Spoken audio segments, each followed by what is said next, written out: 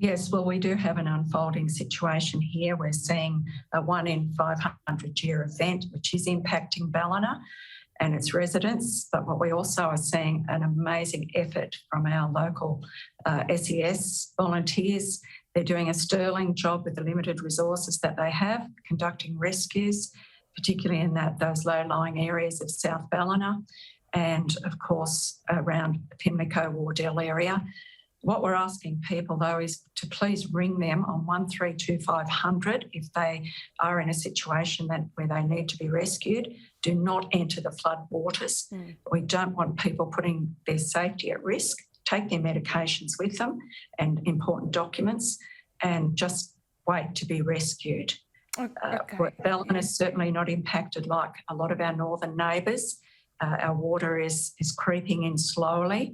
It's not moving very fast, and we don't expect the majority will. Okay, Sharon, well, tell us about Ballina. We know that South Ballina is one of those areas which has been told to evacuate.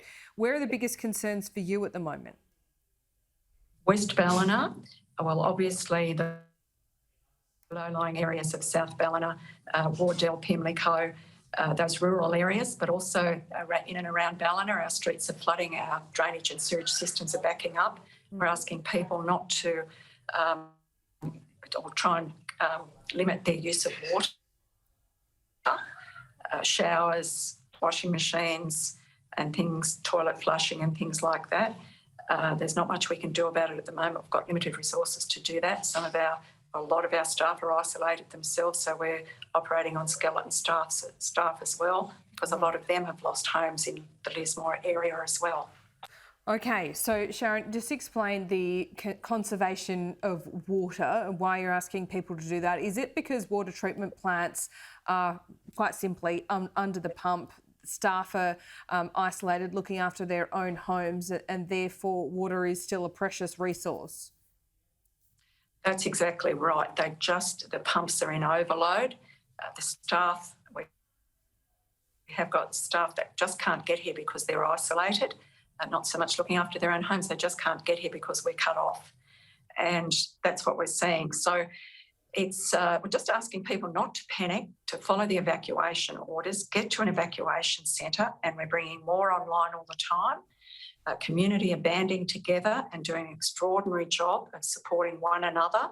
We've got schools coming online for evacuation centres. All of council's centres are opening when others are filled to capacity. Even the local bowling club is preparing meals and taking people in there, but they've reached capacity. Our Cherry Street Sports Club doing a great job. We're bringing online Lennox Head Sports Club as well. And every resource is being utilised that possibly can be. If your area keeps on being hit by floods like this, once every 10 years, are people really going to come back and rebuild like they did last time? Absolutely. We're a resilient community. We do well together, particularly in crisis situations. Absolutely. This is unprecedented. This is the 1 in 500-year flood. And if I just quote, we're 1.1 metre higher than the 1954 and 1.5 metres higher than 1974 here in Ballina. All right, we're about to hear from the Premier. Mayor, what do you need to hear from him? We just need as much resources, and I have spoken with the Premier this morning. We just need to know that the clean-up's going to be supported.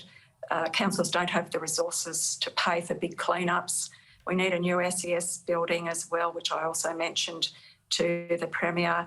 Our volunteers can't make a cup of tea without the water pouring through their roof into their cup of tea. So we just need financial assistance.